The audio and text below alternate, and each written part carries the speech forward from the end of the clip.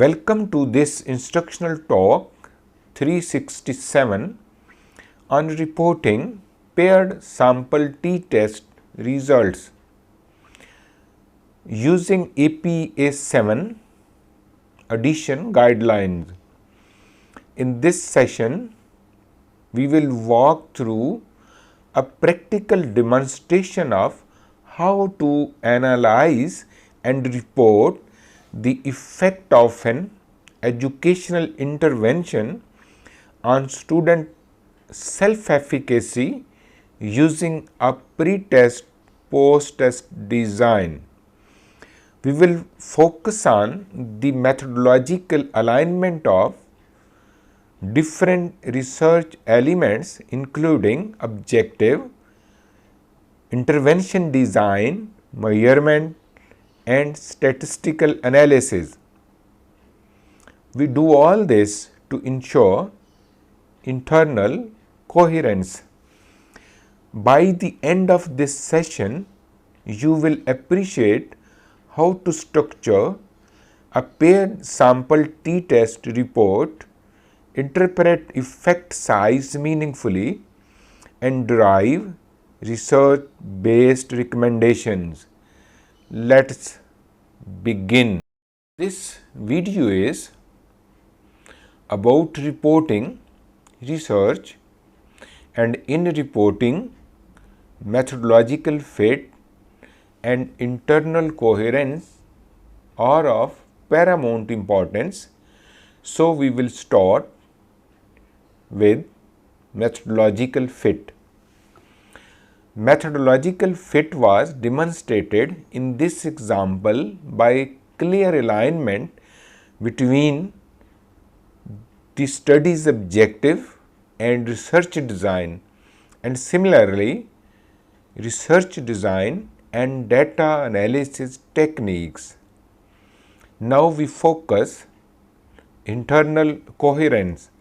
The study maintains strong internal coherence by aligning the intervention theory, measurement, and analysis, leading to clear interpretation, consistent findings, justified conclusions, and targeted recommendations.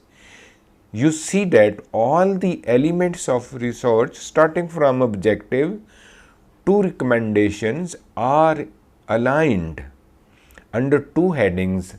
First part under methodological fit and second part under internal coherence. Now we see the objectives of this example. The objective is to evaluate the effectiveness of targeted educational intervention in enhancing a student's self-efficacy by comparing their pre-test and post-test scores to determine whether statistical significant improvement occurred or not. So, how to report the table of pair sample t-test? You see the heading of this table shows clearly these are results of pair sample t-test, and then there are two types of scores: pre-test score and post-test scores. Then these are scores of self-efficacy. Now we come to the table. First of all, on extreme left we see measure. There are two types of measures: post-test and pre-test. You know, 65.30 and 58.40 are the means of self-efficacy scores. The post-test mean score is 65.30 and pre-test self-efficacy mean score is 58.47. You know, there is difference of 6.83 which has been given under the heading of mean difference. Then you see the standard deviations of the both. You know, the pre-test has more standard deviation. It means that the scores in pre-test are more scattered than the post-test, which has standard deviation 5.72. Then we come to the degree of freedom, which is 29. It means there are 30 participants in this study. Then we come to the T, which is 7.82. After that, there is a significance level shown by P, that is 0.001. It means that there is chance of error 1 in 1000. Then we come to the effect size or coherence D, which is 2.13. If we see the note, then note says positive difference indicates an increase in self-efficacy scores from pre-test to post-test.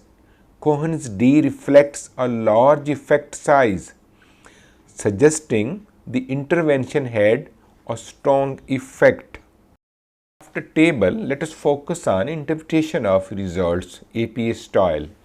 The paired samples t-test indicated a statistically significant improvement in students' self-efficacy score following the academic empowerment intervention.